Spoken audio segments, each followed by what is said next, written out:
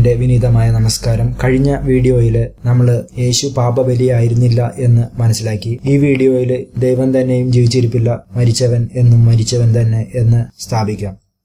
1 കൊരിന്ത്യർ 15 അധ്യായം 17 വാക്യം, ക്രിസ്തു എഴുന്നേറ്റില്ലെങ്കിൽ നിങ്ങളുടെ വിശ്വാസം വൃഥ ആയിരിക്കുമെന്ന് പൗലോസ് പറയുന്നു. ക്രിസ്തു മതപ്രകാരം യേശുവിന്റെ ഉയർത്തെഴുന്നേൽപ്പ് വളരെ പ്രാധാന്യമായ ഒരു ഘടകമായതിനാൽ അതിനെ ബൈബിൾ പ്രകാരം തന്നെ നമുക്ക് വിശകലനം ചെയ്യാം. യേശു ഉയർത്തെഴുന്നേറ്റതായിട്ട് ആരും തന്നെ കണ്ടു എന്ന് പറയുന്നില്ല. ആരുടെയെങ്കിലും മേൽ പഴിചാരുന്നതല്ലാതെ അവൻ കണ്ടു, അവൾ കണ്ടു എന്നെല്ലാം ഒരു കണക്കിന് സത്യമാണ്. അവർ കാണാത്ത കാര്യം അവർ എങ്ങനെ കണ്ടു എന്ന് പറയും. മത്തായി 28 അധ്യായത്തിൽ 17 വാക്യം, 11 ശിഷ്യന്മാരും യേശുവിനെ ഗലീലയിൽ വെച്ച് കാണുകയും ചിലർ സന്ദേഹിക്കപ്പെടുകയും ചെയ്തു. ഈ സന്ദേഹിക്കപ്പെട്ട ആളുകളിൽ ഒരാളാണ് മത്തായി എന്ന് മത്തായി അറിയുന്നില്ല എന്നാണ് നമുക്ക് മനസ്സിലാക്കാൻ കഴിയുന്നത്. അല്ലെങ്കിൽ അദ്ദേഹം കണ്ടു എന്ന് ഉറപ്പിച്ച് പറഞ്ഞേനെ. അങ്ങനെ വരുമ്പോൾ ഈ ശിഷ്യന്മാരെ എന്തുകൊണ്ടായിരിക്കാം സന്ദേഹിച്ചത്? കണ്ടത് യേശുവിനെ തന്നെയല്ലേ? യേശുവിനെ ഇത്രകാലം ശുശ്രൂഷിക്കുകയും അദ്ദേഹത്തിന്റെ കൂടെ സഞ്ചരിക്കുകയും ചെയ്തു കഴിഞ്ഞിട്ട് ഒരു സുപ്രഭാതത്തില് അദ്ദേഹം തന്നെയാണോ എന്ന് സംശയം പ്രകടിപ്പിക്കുന്നുവെങ്കിൽ ഈ 2000 വർഷത്തിന് ശേഷം നമ്മൾ എങ്ങനെയാണ് അദ്ദേഹത്തെ വിശ്വസിക്കുക? മത്തായി, മാർക്കോസ്, ലൂക്കോസ്, യോഹന്നാൻ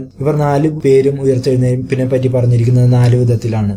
യോഹന്നാൻ പറയുന്നു ഒരാൾ മാത്രം യേശുവിന്റെ കല്ലറയിലേക്ക് പോയി എന്നുള്ളത്. അതായത് മഗ്ദലന മറിയം പ്രഭാതകാലത്ത് ഇരുട്ടുള്ളപ്പോൾ യേശുവിന്റെ കല്ലറയിലേക്ക് പോയി എന്ന്. മത്തായി പറയുന്നു ഉഷസിന് മഗ്ദലന മറിയയും യേശുവിന്റെ അമ്മ മറിയയും 2 പേരായി കല്ലറയ്ക്ക് പോയത്. മാർക്കോസ് പറയുന്നു അതിരാവിലെ സൂര്യോദയത്തിൽ മഗ്ദലന മറിയും വേറെ സ്ത്രീകളും, അപ്പൊ പലരായി കല്ലറയ്ക്ക് പോയത്. മത്തായി പറയുന്നു യേശുവിന്റെ കല്ലറയിൽ മേൽ കല്ലിരിക്കുന്നതായിട്ട് അവർ കണ്ടു. അപ്പോൾ ദേവദൂതൻ വാതിലിരുന്ന കല്ലിനെ മറിച്ചും തള്ളിയും വെച്ച് അതിന്മേലിരുന്നു. മാർക്കോസ് പറയുന്നു സ്ത്രീകൾ കണ്ടപ്പോൾ കല്ല് ഉണ്ടായിരുന്നില്ല, അപ്പോൾ യുവാവ് ദൈവദൂതനല്ല കല്ലിന്മേലിരിക്കുന്നത് കണ്ടു. മാർക്കോസ് പറയുന്നു 2 മനുഷ്യർ നിൽക്കുന്നതിനെ അവർ കണ്ടു. ഇവിടെ മത്തായിയും മാർക്കോസും പറഞ്ഞ ദേവദൂതനെയോ അല്ലെങ്കിൽ ഒരു ചെറുപ്പക്കാരനെയോ ഇദ്ദേഹം കണ്ടിട്ടില്ല. യോഹന്നാൻ പറയുന്നു സ്ത്രീകൾ 2 ദേവദൂതന്മാരിരിക്കുന്നതായിട്ട് കണ്ടു. മത്തായി പറഞ്ഞ ദേവദൂതനെയോ മാർക്കോസ് ഇരുന്നിരുന്ന യുവാവിനെയോ അല്ലെങ്കിൽ ലൂക്കോസ് നിന്നിരുന്ന 2 മനുഷ്യരെയോ സ്ത്രീകൾ കണ്ടില്ല, ലൂക്കോസ് പറയുന്നു. പിന്നെ സ്ത്രീകൾ ഈ വിഷയങ്ങളെ പറ്റി ശിഷ്യന്മാരോട് പറഞ്ഞു. മാർക്കോസ് 16 അധ്യായത്തിൽ 8 വാക്യം പറയുന്നു സ്ത്രീകൾ ഭയന്നു ഒരുത്തനോടും പറഞ്ഞില്ല. മത്തായി 27 അധ്യായത്തിൽ 9 വാക്യം പറയുന്നു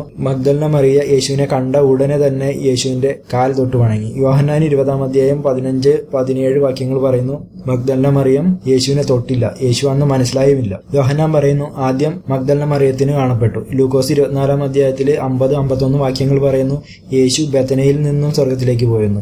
അപ്പോസ്തലർ 1 അധ്യായം 9 മുതൽ 12 വാക്യം വരെ പറയുന്നു ക്രിസ്തു ഒലിവുമലയിൽ നിന്നും സ്വർഗത്തിലേക്ക് പോയി എന്ന്. ഈ 2 സ്ഥലങ്ങളും തമ്മിൽ എന്തോരം അന്തരമുണ്ടെന്ന് നിങ്ങൾ ഗൂഗിൾ മാപ്പ് നോക്കിക്കഴിഞ്ഞാൽ അറിയാം. ലൂക്കോസ് 24 അധ്യായം 33 തുടങ്ങി 36-37 വാക്യങ്ങൾ വരെ. യോഹന്നാൻ 20 അധ്യായം 19 വാക്യം യേശു 11 ശിഷ്യന്മാർക്കും ജെറുസലേമിൽ വെച്ച് ആദ്യ പ്രാവശ്യം ദർശനമുണ്ടായി എന്ന് പറയുന്നു. മത്തായി 28 അധ്യായം 16-17 വാക്യങ്ങൾ പറയുന്നു 11 ശിഷ്യന്മാർക്കും ഗലീലിയിൽ വെച്ച് യേശു ആദ്യം കാണപ്പെട്ടു എന്ന് പറയുന്നു. മത്തായി 12 അധ്യായം 40 വാക്യം യേശു കല്ലറയിൽ 3 പകലും 3 രാവും ഇരിക്കുമെന്ന് പറയുന്നു. മാർക്കോസ് 14 അധ്യായം 25, 42, 44, 45, 46 വാക്യങ്ങൾ പറയുന്നു യേശു കല്ലറയിൽ 1 പകലും 2 രാവും ഇരുന്നു. 4 പേരും പരസ്പര വിരുദ്ധങ്ങളായിട്ട് ഇങ്ങനെ എഴുതിയിരിക്കുന്നത് കൊണ്ട് ഒരിക്കലും വിശ്വസിക്കാനായിട്ട് പറ്റുന്ന ഒരു കാര്യമേ അല്ല. അപ്പോൾ ഇപ്രകാരം വിരുദ്ധമായിട്ടാണ് ഇവര് പറഞ്ഞിരിക്കുന്നതെന്ന് വെച്ച് യേശു ഉയർത്തെഴുന്നേറ്റില്ല എന്ന് പറഞ്ഞിട്ടില്ലല്ലോ എന്ന് പറയുകയാണെങ്കിൽ ഇതിനു വേണ്ടി നമുക്ക് ഒരു ഉദാഹരണം പറയാം. തിരുവനന്തപുരത്ത് അട്ടംകുളകര ഷാപ്പിന്റെ മേലെ ഒരു കാക്ക, വെള്ളക്കാക്ക 6 മണി മുതൽ വൈകിട്ട് 6 മണി വരെ ഇരുന്നിരുന്നു എന്ന് വയ്ക്കുക. ഇതേ കാക്ക വെമ്പായത്ത് കുറുപ്പിന്റെ വീട്ടിൽ ഇരുന്നതായിട്ട് അടുത്ത ആള് പറയുകയാണ്. ഇതേ കാക്ക ശംഖുമുഖം കടപ്പുറത്ത് ഇരിക്കുന്നതായിട്ട് വേറൊരാൾ പറയുകയാണ്. ഇതേ കാക്ക ഇതേ സമയത്ത് തന്നെ കൊട്ടാരക്കര ക്ഷേത്രത്തിൽ ഇരിക്കുന്നതായിട്ട് വേറൊരുത്തനും കൂടി പറഞ്ഞു കഴിഞ്ഞാൽ അതിനെ കേൾക്കുന്ന ഒരു വെള്ളക്കാക്ക ഇല്ലെന്ന് പറഞ്ഞില്ലല്ലോ, ആയതുകൊണ്ട് വെള്ളക്കാക്ക ഉണ്ടായിരുന്നു എന്ന് പറഞ്ഞു കഴിഞ്ഞാൽ അതിനെ അങ്ങ് അംഗീകരിക്കുമോ അതോ പരിഹസിച്ചിരിക്കുമോ? നമുക്കിവിടെ മനസ്സിലാക്കാവുന്ന കാര്യം അത് തന്നെയാണ്. ഈ പറഞ്ഞ അതുകൊണ്ട് തന്നെ യേശുവിന്റെ ഉയർത്തെഴുന്നേൽപ്പ് ഉണ്ടായിരുന്നില്ല എന്ന് മാത്രമല്ല യേശു ഒരു അത്ഭുതം കാണിച്ചിട്ടില്ല എന്നാണ് നമുക്ക് മനസ്സിലാക്കാൻ കഴിയുന്നത്. അവസാനം റോമൻ പട്ടാളം യേശുവിനെ പിടിച്ചു കെട്ടി കണ്ണു കെട്ടിയിട്ട് മുഖത്തടിച്ചു പരിക്കേൽപ്പിച്ചു. എന്നിട്ട് ആരാണ് തല്ലിയത് എന്ന് പറയാൻ പറഞ്ഞു. എന്നാൽ യേശുവിന് പറയാൻ കഴിഞ്ഞില്ല. ഏദരോസ് രാജാവ് വളരെ സന്തോഷത്തോടുകൂടി എന്തെങ്കിലും ഒരു അത്ഭുതം ചെയ്തു കാണിക്കാൻ പറഞ്ഞു. അപ്പോഴും അദ്ദേഹത്തിനൊന്നും ചെയ്യാൻ കഴിഞ്ഞില്ല. അതിനുശേഷമാണ് തൂക്കിലിടാനായിട്ട് പറഞ്ഞത്. അപ്പോൾ പുരോഹിതന്മാരും ശാസ്ത്രിമൂപ്പന്മാരും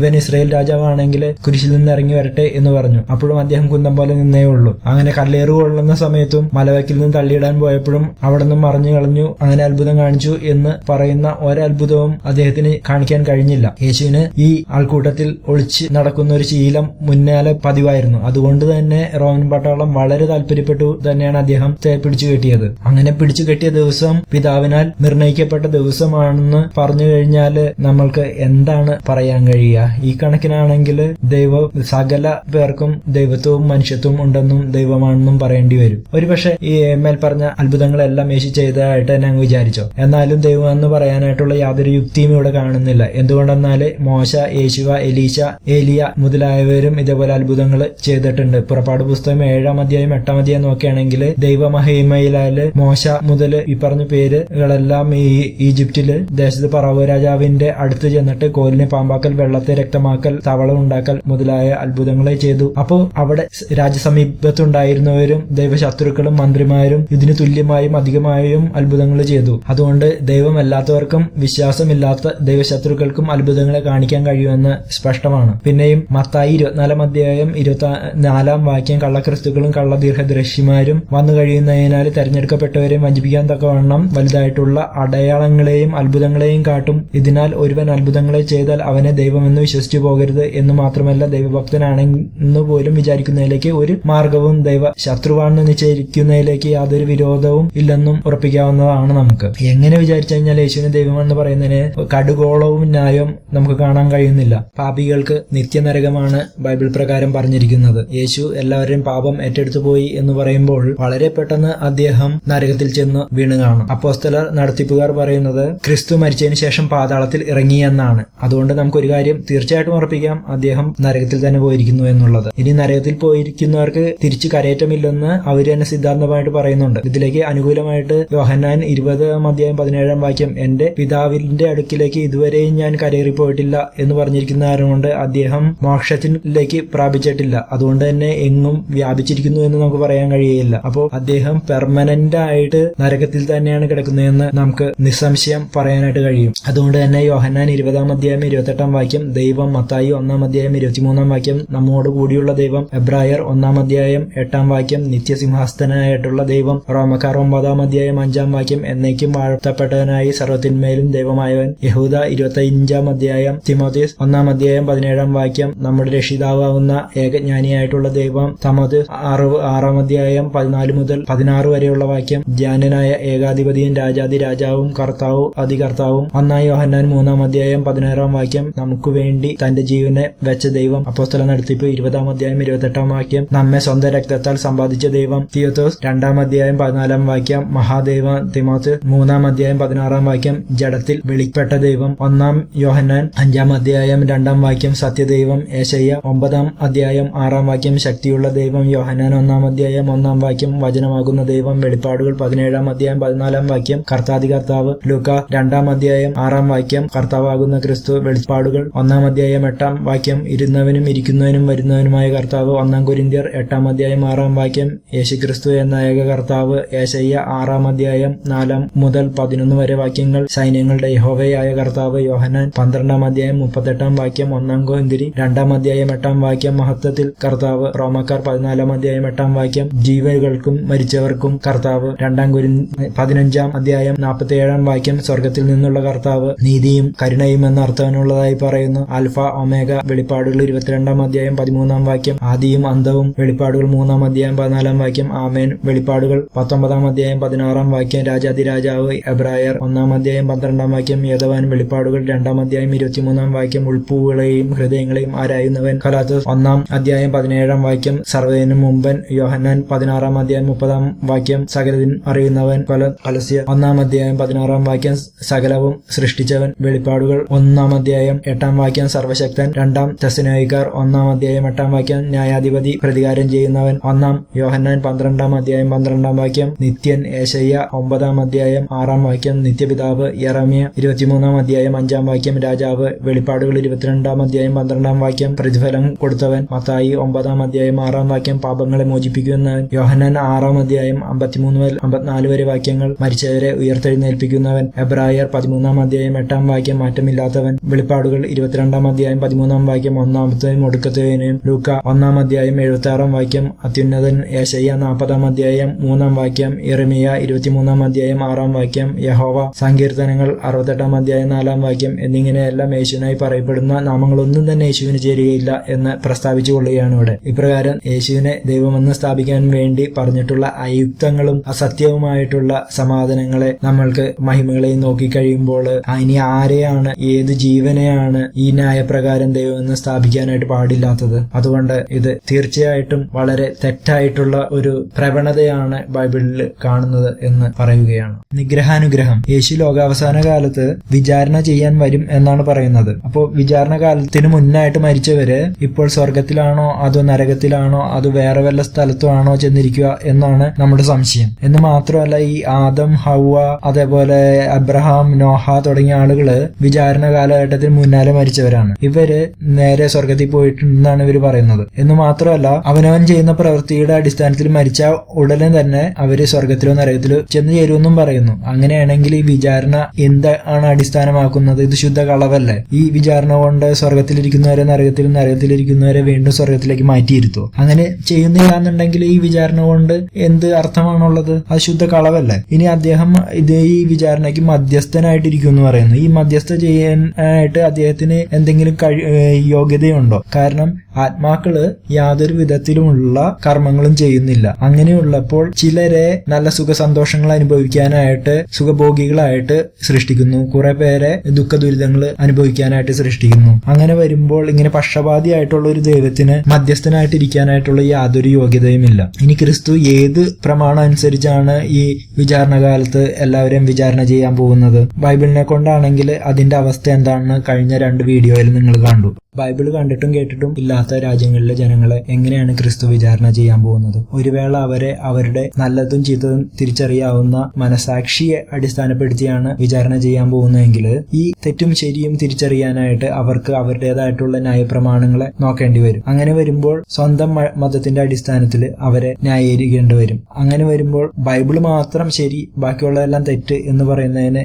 യാതൊരു ന്യായവും കാണുന്നില്ല. എന്നിട്ടും ബൈബിൾ വെച്ച് തന്നെയാണ് വിചാരണ ചെയ്യാൻ പോകുന്നതെങ്കിൽ അത് ശുദ്ധ അന്യായമാണ്. ഇനി ക്രിസ്തുവിനെ വിചാരിക്കാത്ത ആളുകളെ നിത്യനരകത്തിൽ തള്ളിക്കളയുമെന്ന് പറയുന്നു. അങ്ങനെയാണെങ്കിൽ ഗർഭത്തിൽ വെച്ച് മരിച്ചവരെയും ജനിച്ചതിന് ശേഷം മരിച്ചവരെയും ശിശുപ്രായത്തിൽ മരിച്ചുപോയവരെയും കുരുടന്മാരും ചെകിടന്മാരായിട്ട് മരിച്ചുപോയവരെയും യേശുമതത്തെ പറ്റി അറിയാത്ത നാട്ടില് സ്വന്തം മതപ്രകാരം ജീവിച്ച് നല്ല രീതിയിൽ നടന്ന ആളുകളെയും എല്ലാം ഇതേപോലെ ഇവരൊന്നും യേശുവിനെ വിശ്വസിച്ചിരിക്കില്ല. അതേപോലെ ബൈബിൾ പഠിച്ച് കഴിഞ്ഞിട്ടും ദൈവശാസ്ത്രമൊന്ന് വിശ്വാസം വരാത്ത ആളുകളും ക്രിസ്തുവിനെ വിശ്വസിച്ചിരിക്കില്ല. ഇവരെല്ലാം നരകത്തിൽ തള്ളുമെന്ന് പറയുന്നത് ശുദ്ധ അസംബന്ധമാണ്, അന്യായമാണ്. യഹോവ ആത്മാക്കളെ അശുദ്ധന്മാരായിട്ട് സൃഷ്ടിച്ചില്ല എന്നാണ് പറയുന്നത്. അങ്ങനെയാണെങ്കിൽ ആത്മാക്കള് സ്വയം അശുദ്ധമാവുകയുമില്ല. പക്ഷെ ആദി മനുഷ്യൻ ചെയ്ത പാപം കൊണ്ട് ആത്മാക്കള് അശുദ്ധമായി എന്ന് പറയുന്നുണ്ടെങ്കിൽ ഈ ആദി മനുഷ്യന് ആദ്യമായിട്ട് എങ്ങനെയാണ് ഈ പാപം ചെയ്യാനുള്ള വിപരീത ജ്ഞാനം ഉണ്ടായത്? ആ ജ്ഞാനം എവിടെ നിന്നാണ് വന്നത്? ആ വിപരീത ജ്ഞാനം ഉണ്ടാക്കിയത് യഹോവ തന്നെയാണ്. അതുകൊണ്ട് ദൈവം മനുഷ്യനെ സൃഷ്ടിച്ചത്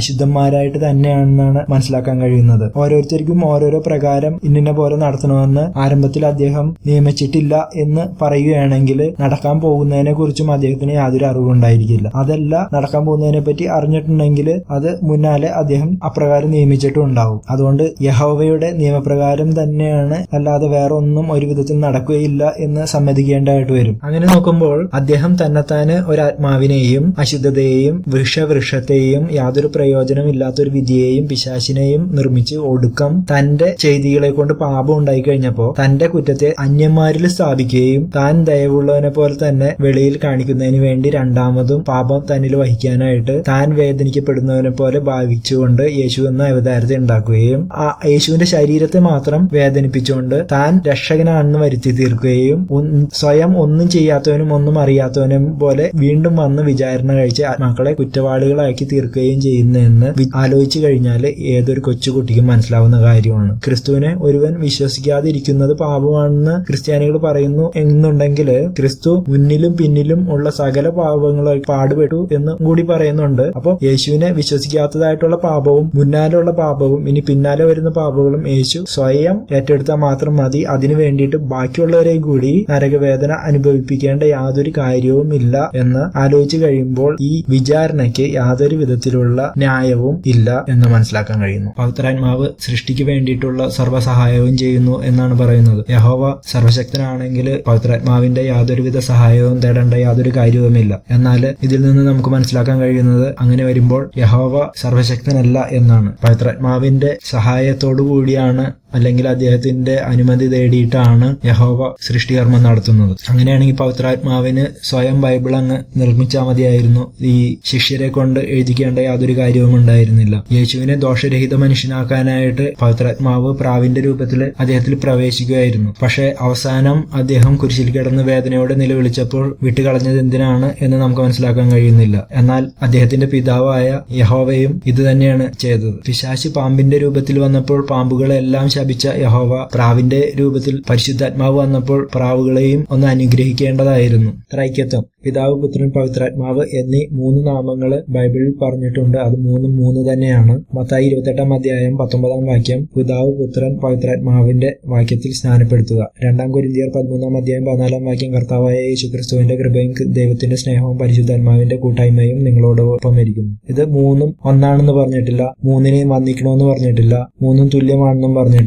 പുറപ്പാട് പുസ്തകം 8 അധ്യായം 3 വാക്യം എന്റെ മുമ്പാകെ അന്യദൈവങ്ങൾ നിനക്കുണ്ടാകരുത്. ആവർത്തന പുസ്തകം 32 അധ്യായം 39 വാക്യം ഞാൻ തന്നെ ആകുന്നു, എന്നോടുകൂടി മറ്റൊരു ദൈവമില്ല. യെശയ്യാ 4-5 അധ്യായങ്ങൾ 5 മുതൽ 8 വരെ വാക്യങ്ങൾ ഞാൻ യഹോവയാകുന്നു, മറ്റൊരുത്തനുമല്ല. ഞാനല്ലാതെ മറ്റൊരു രാജാവുമില്ല, ഞാൻ യഹോവയാകുന്നു. പുറപ്പാട് പുസ്തകം 3 അധ്യായം 1 വാക്യം 15 വാക്യം ഇരിക്കുന്നവനായ ഞാൻ ഇരിക്കുന്നു, അബ്രഹാമിന്റെ ദൈവവും ഇസഹാക്കിന്റെ ദൈവവും യാക്കോബിന്റെ ദൈവവും ആയ യഹോവ ഇത് എന്നേക്കും എന്റെ നാവും ഇത് തലമുറകളായി എന്റെ ഓർമ്മ പ്രസ്താവനയുമാകുന്നു. മത്തായി 22 അധ്യായം 31-32 വാക്യങ്ങൾ. മേൽപ്പറഞ്ഞ വിഷയങ്ങള് യേശു സമ്മതിച്ചു കൊള്ളുന്നതിനെ നോക്കിക്കൊള്ളുക. ഞാൻ അബ്രഹാമിന്റെ ദൈവവും ആകുന്നു എന്ന് അവൻ പറഞ്ഞിരിക്കുന്നതിനെ നിങ്ങൾ വായിച്ചില്ലയോ? മത്തായി 19 അധ്യായം 17 വാക്യം. ഒരുവൻ യേശുവിനെ നല്ലവനെന്ന് പറഞ്ഞപ്പോൾ യേശു അവനോടായിട്ട് എന്നെ നല്ലവനെന്ന് പറയുന്നതെന്ത്?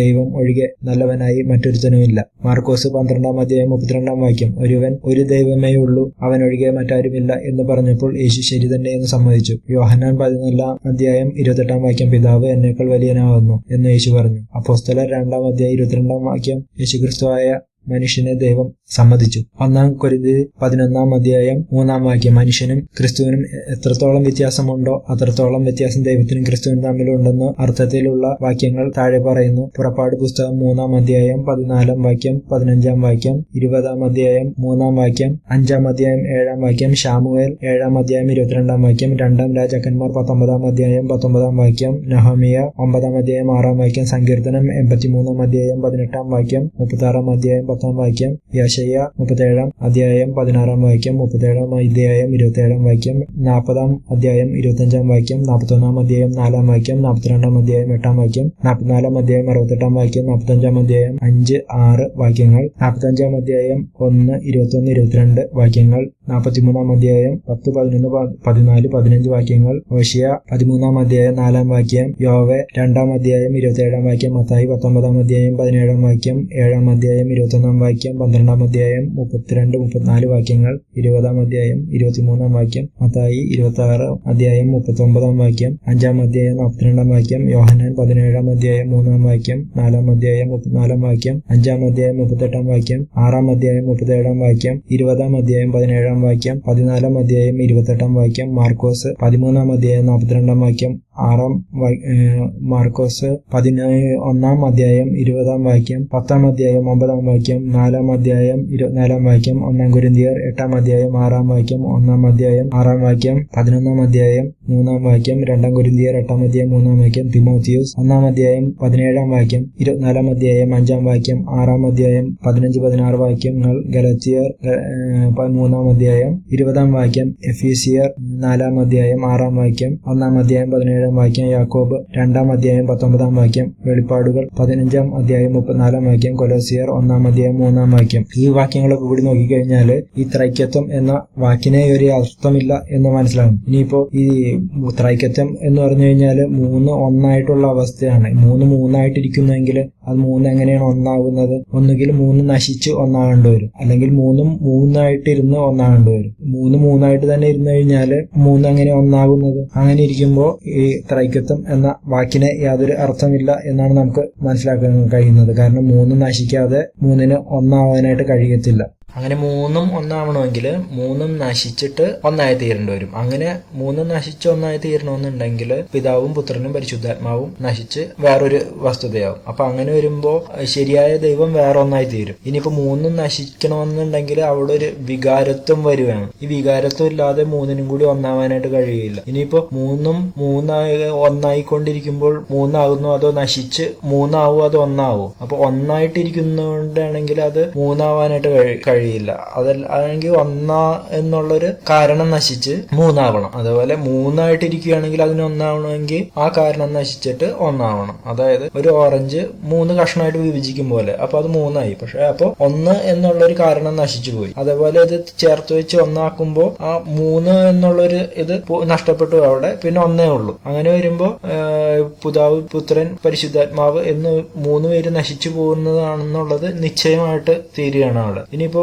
വേറൊരു ഉദാഹരണം പറയുകയാണെങ്കിൽ 3 വെള്ളി രൂപ തുട്ടുകളാണ്. ഈ തുട്ടുകളിലെ 3 വെള്ളി രൂപ തുട്ടുകൾ ഉണ്ടെങ്കിൽ 3 രൂപ വെള്ളിത്തുട്ട് എന്ന് പറയില്ല, 3 വെള്ളി രൂപ തുട്ടുകൾ എന്ന് തന്നെ പറയുള്ളൂ അവിടെ. അതുകൊണ്ട് 3 തന്നെയാണ്, അല്ലാതെ ഒന്നല്ല. ഇനിയിപ്പോ 3 പേരുടെയും കർമ്മം കൊണ്ട് തുല്യരാണോ എന്ന് നമുക്ക് നോക്കാം. പിതാവ് ലോകത്തിനെ സൃഷ്ടിച്ചു, മനുഷ്യനെ പാപികളാക്കി, ഒഴുകുനാളില് വേല ചെയ്ത ഒരുത്തിനെ കല്ലെറിഞ്ഞു കൊന്നു, വൃദ്ധച്ഛേദം ചെയ്യാത്ത ഒരുത്തിനെ ഒളിച്ചിരുന്ന് കൊല്ലുവാൻ നോക്കി, ഈജിപ്തുകാരോട് കൊള്ള ചെയ്യാൻ പറഞ്ഞ് 10 കൽപ്പനകളെ കൊടുത്തു, സൃഷ്ടിക്ക് മുമ്പിരുന്നു, യേശുവിനെ ഇടതുഭാഗത്തു ബലിയായി സ്വീകരിച്ചു. ഇനിയും ഇപ്രകാരമുള്ള അനേക കാര്യങ്ങൾ ചെയ്തു. യേശു ആണെങ്കിൽ രാജ്യദ്രോഹവും ദൈവദ്രോഹവും ചെയ്തു, കുരിശിലേറി തറച്ചു കൊല്ലപ്പെട്ടിട്ട് പിതാവിന്റെ വലതുഭാഗത്ത് ചെന്നിരുന്നു. പവിത്രാത്മാവാണെങ്കിൽ മറിയത്തിൽ പ്രവേശിച്ച് യേശുവായി ഭാവിച്ചു പ്രാവിനെ പോലെ ഭൂമിയിലേക്ക് വന്നു. അതിനാൽ 3 പേരും ഒരുവനെ പോലെയുള്ളതല്ല. ഇനി ഒരു വസ്തുവിൽ 2 അല്ലെങ്കിൽ 3 ആകെ എന്നും 3 അല്ലെങ്കിൽ 2 വസ്തുക്കൾ ഒന്നാണ്